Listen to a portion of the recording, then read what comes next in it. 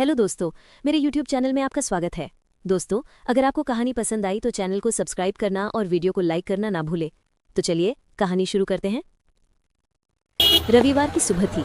सूरज की किरणें कोलकाता की उमस भरी हवा में अपना रास्ता भूल सी गई थी। निशा ऑटो से उतरी और बेलवेडियर रोड स्थित उस विशाल सफेद इमारत के सामने खड़ी हो गई। National library. ये इमारत सदियों के इतिहास को अपने भीतर समेटे हुए थी। इसकी दीवारें नहीं बल्कि कहानियां बोलती थी, और आज निशा उनमें से एक बहुत पुरानी और डरावनी कहानी का हिस्सा बनने वाली थी। उसने भारी भरकम लकड़ी के दरवाजे को धक्का दिया और अंदर कदम रखा। बाहर की दुनिया की सारी आवाजें एकदम से गायब हो गई, जैसे किसी ने स्विच बंद कर दिया हो। उसके चारों ओर सिर्फ सन्नाटा था, एक गहरा, शांत और थोड़ा दबाव डालने वाला सन्नाटा। हवा में लटकी कागज और पुरानी चमड़े की गंध ने उसके स्वागत के लिए अपनी पुरानी बाहें फैला दी। ये उसका अपना छोटा सा रिवाज था। जब भी शहर की भाग दौड़ और कॉलेज की पढ़ाई का तनाव उसे घेर लेता, वो इसी सन्नाटे में शरण लेने आ जाती। आज वो इतिहास के खंडों वाले सेक्शन की ओर बढ़ी। उसे पुराने दस्तावेज और डायरियां पढ़ने का शौक था। उनमें जमाने की धूल लगी होती है और कभी कभी ऐसे राज दफन होते हैं जिन्हें दुनिया भूल चुकी होती है। निशा के लिए ये पुस्तकालय सिर्फ किताबों का ढेर नहीं था, ये एक सन्नाटे का महल था जहां हवा तक जम गई लगती थी। कोलकाता की उमस भरी गर्मी से बचने का ये उसका तरीका था। रविवार की दोपहर बेलवेडियर रोड स्थित नेशनल लाइब्रेरी की ठंडी पत्थर की इमारत में बिताना। उस दिन उसकी नज़र एक अजीब सी किताब पर पड़ी। वो इतिहास के खंडों वाली एक ऊंची अलमारी के कोने में अटकी हुई थी, जैसे कोई शर्मीला बच्चा। उस पर कोई नाम या लेखक नहीं था, बस चमड़े के पुराने आवरण पर संस्मरण शब्द उकेरा हुआ था। जिज्ञासावश उसने उसे निकाल लिया। किताब बेहद भारी थी, मानो उसमें कागज नहीं बल्कि पत्थर के पन्ने भरे हों। वो अपना पसंदीदा कोना, एक खिड़की के पास वाली मेज चुनकर बैठ गई और किताब खोली। पन्ने पीले और भुरभुरे थे और उन पर लिखी स्याही कहीं कहीं धुंधली पड़ गई थी। लेखन शैली पुराने जमाने की थी, शायद 18वीं सदी के।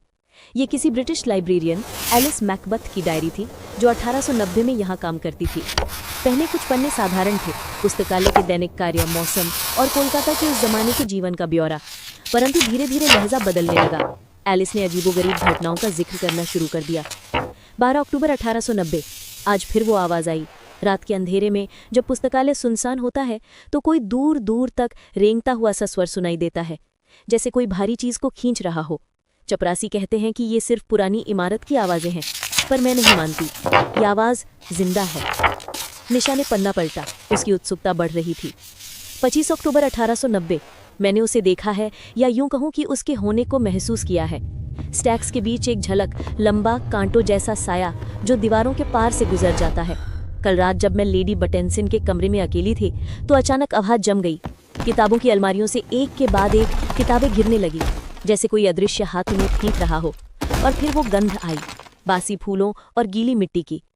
निशा की रीढ़ में एक सनसनी दौड़ गई। उसने नजर उठाकर देखा, पुस्तकालय का वो हिस्सा खाली था। सन्नाटा गहरा और भारी था। तभी दूर कहीं से एक धीमी रेंगती हुई आवाज आई, जैसे कोई पत्थर का टुकड़ा फर्श पर घसीटा जा रहा है। उसने कान दिए, पर आवाज रुक गई। शायद ये सिर्फ उसका दिमाग था जो डायरी पढ़ने के बाद उसे कोई चीज सुना रहा था। उसने फिर से डायरी में डूबने की कोशिश की। एलिस ने लिखा था कि उसने पुस्तकालय के पुराने रिकॉर्ड खंगाले थे और पता लगाया था कि जिस जमीन पर यह भवन बना है वहाँ पहले एक छोटा सा कब्रिस्तान हुआ करता था। उसने एक नाम ढूंढ निकाला था, एक स्थानीय विद्वान जिसकी मृत्यु रहस्यमय परिस्थितियों में हुई थी। उसका शव कभी नहीं मिला। 1 नवंबर 1890। ये मुझे चाहता है। मैंने उसका नाम जान लिया है और अब वो मुझसे छुटकारा चाहता है। मैंने महसूस किया है कि वो मेरे पीछे है, हमेशा। अंधेरे कोनों में उसकी नजरें मेरी पीठ पर चुभती हैं। आज सुबह मेरी मेज पर एक किताब खुली पड़ी थी, the burial of the dead. ये कोई संयोग नहीं था, ये एक चेतावनी है। अगला पन्ना खाली था, उसके बाद का पन्ना फटा हुआ था। निशा ने किताब को हिलाकर देखा तो फटे हुए पन्नों के बीच से एक पीला मुड़ा हुआ कागज नीचे गिर पड़ा। ये एक हस्तनिर्मित नक्शा था जिसमें पुस्तकालय की निचली मंजिल का प्लान बना हुआ था। एक जगह गहरी लाल स्याही से गोला बनाया गया था और उसके पास लिखा था, वो यहाँ रहता है। निशा का दिल जोरों से धड़कने लगा। ये सब क्या था? क्या ये किसी की बुरी शरारत थी, या फिर एलिस मैकबेथ ने सच में कुछ ऐसा देख लिया था जो उसकी मौत का कारण बना था? उसने इंटरनेट पर एलिस मैकबेथ का नाम सर्च किया। एक पुराने अखबार के अंक का लिंक मिला जिसमें एक छोटी सी खबर थी, ब्रिटिश लाइब्रेरियन की रहस्यमय गायबी। उसका कोई अता पता नहीं चला। अब निशा के हाथ पसीने से तर थे। ये कोई मजाक नहीं था। नक्शा असली था, डायरी असली थी, और शायद वो चीज भी असली थी। उसकी जिज्ञासा ने उस पर भारी पड़ना शुरू कर दिया। उसे लगा जैसे किताब ने उसे बुलाया है इस रहस्य को सुलझाने के लिए। उसने फैसला किया कि वो उस जगह पर जाकर देखेगी जो नक्शे पर चिन्हित थी। वो धीरे धीरे सीढ़ियों से नीचे उतरी। पुस्तकालय की निचली मंजिल और भी ठंडी और नम थी। वहां रोशनी कम थी और हवा में कागज की गंध के साथ साथ वही बासी फूलों और गीली मिट्टी की गंध महसूस हो रही थी जिसका जिक्र एलिस ने किया था। उसका दिल एक भारी हथौड़े की तरह चोट कर रहा था। नक्शे के मुताबिक वो जगह एक बंद पड़े स्टोर रूम के पास थी जिसका इस्तेमाल शायद ही कभी होता था। वहां पहुंचकर उसने देखा कि दीवार के पास किताबों की एक बड़ी अलमारी रखी हुई है। नक्शे में इसी जगह गोला बनाया गया था। हिम्मत जुटाकर उसने अलमारी को हल्का सा खिसकाया। अलमारी के पीछे की दीवार में एक दरार थी जो सामान्य दृष्टि से नहीं दिखती थी। दरार काफी बड़ी थी, जैसे कोई गुप्त दरवाजा हो। उसने अपना हाथ अंदर बढ़ाया तो लगा जैसे दीवार का एक हिस्सा ढीला है। उसने जोर लगाया तो पत्थर का एक ब्लॉक अंदर की ओर सरक गया और एक छोटा सा अंधेरा रास्ता खुल गया। उसमें से सड़ांत और पुराने जमाने की मिट्टी की गंध आ रही थी। उसने अपने फोन की टॉर्च जलाई और अंदर झांका। ये एक संकरा गुप्त तहखाना था। सीढ़ियां नीचे की ओर जा रही थी। उसने एक गहरी सांस ली और नीचे उतरने लगी। नीचे का कमरा छोटा और गोल था। हवा में धूल के कण टॉर्च की रोशनी में नाच रहे थे। कमरे के बीचों बीच एक पत्थर का चबूतरा जैसा बना हुआ था और उस पर एक कंकाल पड़ा था। कंकाल के चारों ओर जमीन पर अजीबोगरीब चिन्ह बने हुए थे और सबसे डरावनी बात, कंकाल के गले में एक पुरानी चांदी की लॉकेट थी जिस पर नाम खुदा था, एलिस मैकबेथ। निशा की सांसें रुक गई। एलिस यहाँ थी, उसकी हड्डियां यहाँ दफन थी। उसने जो कुछ लिखा था वो सच था। तभी अचानक ऊपर से वो रेंगने वाली आवाज फिर से आई, लेकिन इस बार वो तेज और पास थी। टॉर्च की रोशनी झिलमिलाई और बंद हो गई। निशा अंधेरे में घिर गई। उसने महसूस किया कि हवा फिर से जमने लगी है। उसकी रीढ़ के बाल खड़े हो गए। उसे लगा जैसे कोई उसके ठीक पीछे खड़ा है। उसने हड़बड़ाहट में मुड़कर देखना चाहा, लेकिन उसका शरीर जवाब नहीं दे रहा था। एक भारी दम घोंटने वाली उदासी ने उसे घेर लिया। उसने आंखों के कोने से एक साया देखा, लंबा कांटों जैसा, जो दीवार से उभर रहा था। उसमें कोई चेहरा नहीं था, बस एक काला खालीपन था जो उसे निगलने को आतुर था। वो चीखना चाहती थी पर आवाज गले में ही अटक गई। उसे वो गंध फिर से महसूस हुई, बासी फूलों और गीली मिट्टी की।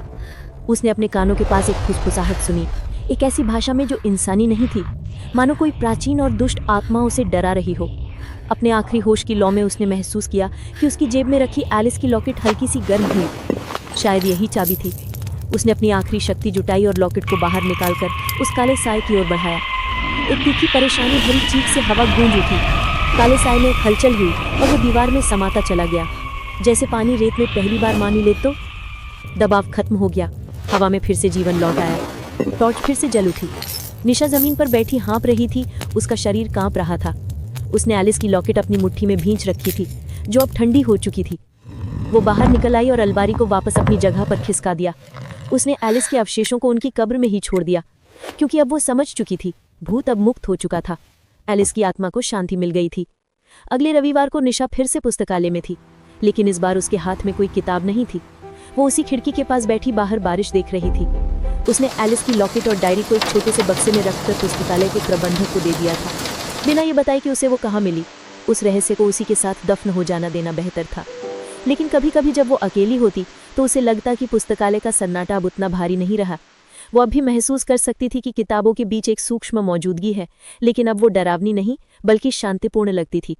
शायद एलिस अब आराम से सो रही थी, और शायद अब कोई और उस पुरानी डायरी को ढूंढेगा और रहस्यों के एक नए सिलसिले की शुरुआत होगी, क्योंकि ऐसी पुरानी इमारतों में राज कभी खत्म नहीं होते, वो बस इंतजार करते हैं।